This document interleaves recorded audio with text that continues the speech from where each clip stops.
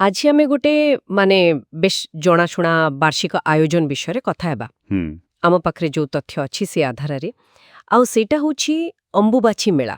ହଁ ହଁ ଅମ୍ବୁବାଛି ମେଳା ଏଇଟା ତ ଆମେ ଯାହା ଜାଣିଛେ ମାନେ ସୂଚନା ଯାହା ମିଳିଛି ଏଇଟା ମୁଖ୍ୟତଃ ଆସାମରେ ହୁଏ, ହଁ, ଆସାମରେ। ଭାରତର ଆସାମ ରାଜ୍ୟରେ, ଆଉ ପ୍ରତିବର୍ଷ ପାଳନ କରାଯାଏ। ଠିକ୍ ଅଛି। ଆଉ ଆମ ତଥ୍ୟ ତ କହୁଛି ଯେ ଏଇଟା ଆସାମର ଗୁଆହାଟୀରେ, ସେଠି ନୀଳାଚଳ ପାହାଡ଼ ଅଛି ନା, ହଁ, ନୀଳାଚଳ ପାହାଡ଼ ସେ ପାହାଡ଼ ଉପରେ ଯୋଉ ପ୍ରସିଦ୍ଧ କାମାକ୍ଷା ମନ୍ଦିର ଅଛି ସେଇଠି ମୁଖ୍ୟତଃ ହୁଏ। ଏକଦମ ସେଇଠି ହିଁ ଏହାର କେନ୍ଦ୍ର। ମାନେ ଏଇଟା କେବଳ ଗୋଟେ ସ୍ଥାନୀୟ ପର୍ବ ନୁହେଁ, ଏହାର ବହୁତ ବଡ଼ ମହତ୍ତ୍ୱ ଅଛି। ଆଉ ଏହାର ସମୟ ବିଷୟରେ କ'ଣ ଜଣାଅଛି? କେବେ ହୁଏ ଏଇଟା? ହଁ, ସମୟ ବିଷୟରେ ଅଛି। ଏଇଟା ସାଧାରଣତଃ ବର୍ଷା ଋତୁ ଆରମ୍ଭରେ ହୁଏ। ଆମ ଓଡ଼ିଆ କ୍ୟାଲେଣ୍ଡର ହିସାବରେ ଦେଖିଲେ ଆଷାଢ଼ ମାସରେ ପଡ଼େ।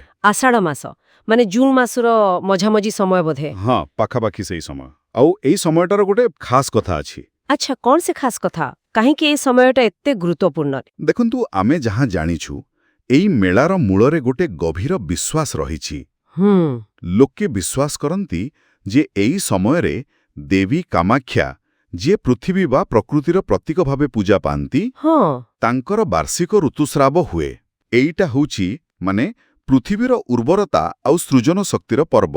ବାଃ, ଏଇଟା ତ ବହୁତ ଅଲଗା ଆଉ ମାନେ ଗଭୀର କଥା। ତାହେଲେ ଏଇ ସମୟରେ ମନ୍ଦିରରେ କ'ଣ ହୁଏ? ପୂଜାପାଠ କେମିତି ଚାଲେ? ଏଇଟି ଗୋଟେ ରୋଚକ କଥା ଅଛି। ଏଇ 3 ଦିନ ପାଇଁ ମନ୍ଦିରର ମୁଖ୍ୟ ଦ୍ୱାର ପୁରା ବନ୍ଦ ରଖାଯାଏ। ବନ୍ଦ ରଖାଯାଏ? ଆଶ୍ଚର୍ଯ୍ୟ! ଏତେ ବଡ଼ ମେଳା ଆଉ ମନ୍ଦିର ବନ୍ଦ? ହଁ, ପୁରା ବନ୍ଦ। କୌଣସି ପୂଜାପାଠ ହୁଏନି, ଦର୍ଶନ ବି ବନ୍ଦ।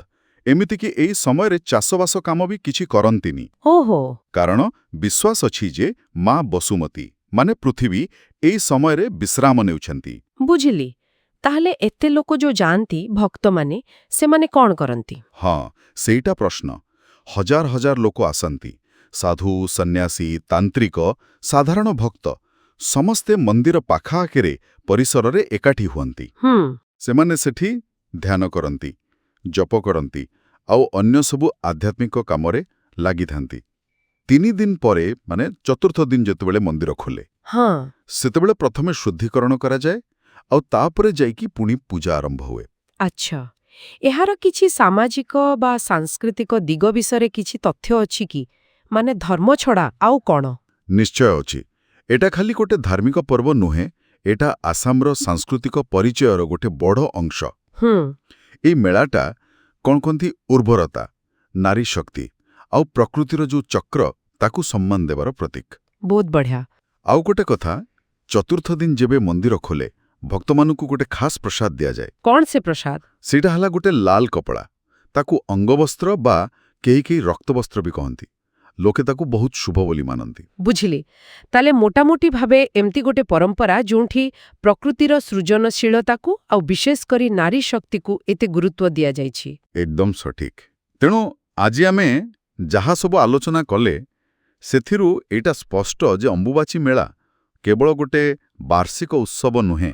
ହଁ, ଏଇଟା ଆସାମର କାମାକ୍ଷା ମନ୍ଦିର ସହ ଯୋଡ଼ି ହୋଇ ରହିଛି। କିନ୍ତୁ ଏହା ଭିତରେ ପୃଥିବୀର ଉର୍ବରତା, ଦେବୀଙ୍କ ଋତୁସ୍ରାବକୁ ନେଇ ଯୋଉ ବିଶ୍ୱାସ, ସେଇ 3 ଦିନର ନିଷ୍ଠା ଆଉ ନାରୀ ଶକ୍ତିର ଗୋଟେ ବଡ଼ ଆଧ୍ୟାତ୍ମିକ ଓ ସାଂସ୍କୃତିକ ପାଳନ ଦେଖିବାକୁ ମିଳେ। ଏଇ ସବୁ ତଥ୍ୟ ଶୁଣିଲା ପରେ ମନରେ ଗୋଟେ କଥା ଆସୁଛି, କେମିତି ଗୋଟେ ବାର୍ଷିକ ପରମ୍ପରା କେବଳ ସମୟ ଗଡ଼ିବାର ସୂଚନା ଦିଏନି, ହଁ, ଠିକ୍ କହିଲେ। ବରଂ ଏହା ଗୋଟେ ଜାଗାର ପରିଚୟ, ଲୋକଙ୍କର ବିଶ୍ୱାସ ଆଉ ସବୁଠୁ ବଡ଼ କଥା, ପ୍ରକୃତି ସହିତ ସେମାନଙ୍କର ଯୋଉ ନିବିଡ଼ ସମ୍ପର୍କ ତାକୁ ବହୁତ ସୁନ୍ଦର ଭାବେ ଦେଖାଏ। ଆଉ ବିଶେଷ କରି ପ୍ରକୃତିର ଋତୁଚକ୍ର ଆଉ ନାରୀ ଶକ୍ତିକୁ ଏମିତି ଭାବେ ସମ୍ମାନ ଦେବା। ହଁ, ଆଜିର ଦୁନିଆରେ ଏହାର ପ୍ରାସଙ୍ଗିକତା କେତେ ସେ ବିଷୟରେ ନିଶ୍ଚୟ ଭାବିବା କଥା।